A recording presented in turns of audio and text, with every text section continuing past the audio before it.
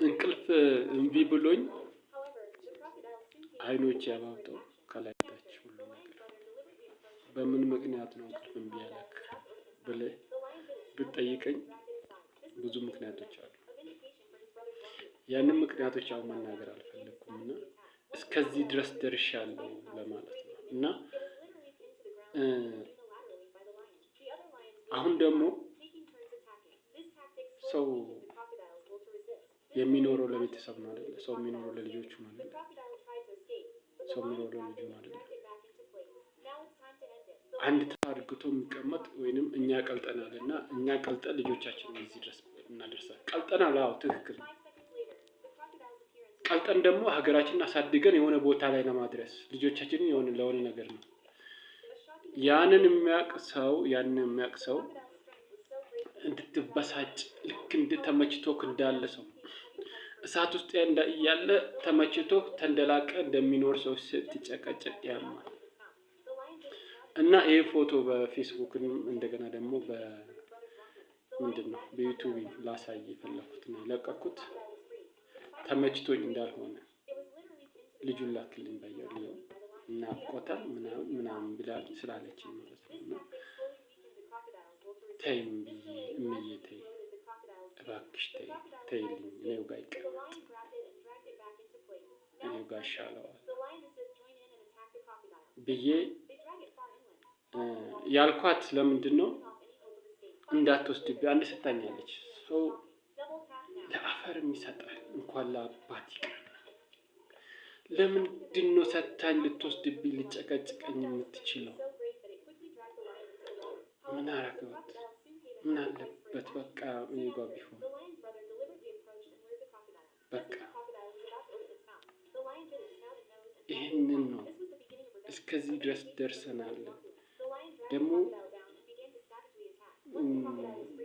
የሀገር መከላከያ የሆነ ሰው ልጅ ጓጓል፣ ልጅ ይፈልጋል። ብዙ መከላከያዎች ከብዙ ሰው ይወልዳሉ። እኔ ግን አንድ ነው በቃ ከመጀመሪያ እስካሁን ደስ የለኝም። መጀመሪያ መከላከያ ሳልገባ በፊት የተፈጠረ ነው እና እሱም ራሱ እኔ ጋር ቤተሰቤ ጋር ቢሆን ምን ችግር አለው? እምዬ ተይ እባክሽ፣ እናቴ ተይ፣ ይበቁሻል። አንቺ ጋር ያሉት ይበቁሻል አላት። ባይኖራት እንኳን እሺ አላት፣ ብዙ አላት። ስላላት እኔን ለማበሳጨት እኔን እንትን ለማለት ነው እንጂ ሌላ ነገር አይደለም። እሷ ጋር ባለ ሰዓት እንዴት አታይም ትላለች፣ ትጨቀጭቀኛለች። እንዴት እንዲያተው እኔ ደግሞ ተመችቶኝ አንድ ቀን ተመችቶኝ አያውቅም። ካለኝ እልክላታለሁ፣ ከሌለኝ ደግሞ የማደርገው ነገር የለም።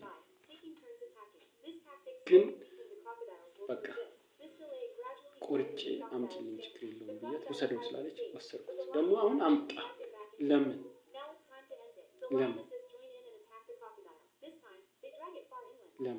ናፈቀኝ፣ እንደዚህ ሆነኝ። እኔ 11 አመት ድረስ ሳይናፍቀኝ ቀርቶ ነው?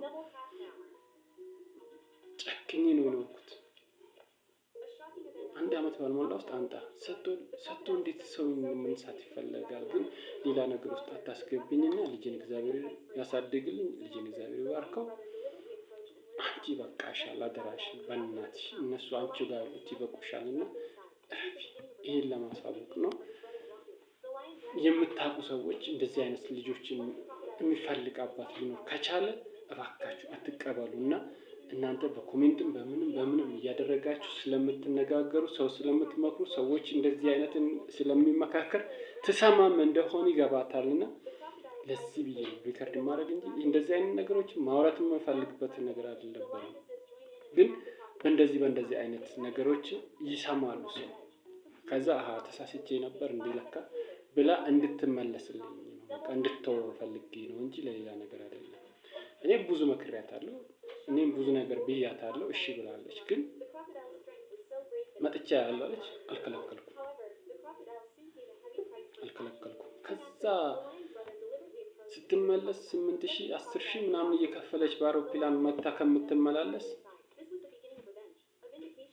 ልጁ ራሱ ነፍሱ ሲያውቅ ሄዶ ያያታል። እስከዛም ድረስ ደግሞ የተወሰነ 2 አመት 3 አመት ከበኋላ እኔም ራሴ ይዣት ሄጄ ላሳይ እችላለሁ። ዝም ብለን በየጊዜው ብር ከየት ይመጣል? እየተመላለሰችበት የምትመላለስበት ነገር ይከብዳል። ለእሷ ለራሱ ይከብዳል። ብር ኖሯት ከሆነ እሰየው በየቀኑ እየመጣች ብታየው ደስ ይለኛል። ግን ይዛብኝ እንዳትሄድ ነው የምፈልገው ነገር በቃ እኔ እንዳታይ ብዬ አልከለከልኩም። እናት ናት። ግን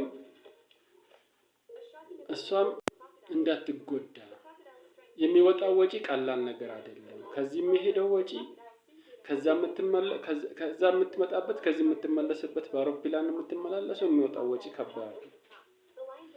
በ2 አመት በ3 አመት አንዴ መታ ብታየው ምንም አይከብድም፣ ደስ ይላል እንጂ ለእሷም እያዘንኩ ቅርሷን ለምን ትጨርሳለች? ቤተሰቦቿን ብታኖርበት ነው የሚሻለው። ግን ፈልጌ ነው እና እንዳትወስድብኝ ግን በቃ እማጸናለሁ ፈጣሪ ሙጥኝ ነው በቃ ይሄንን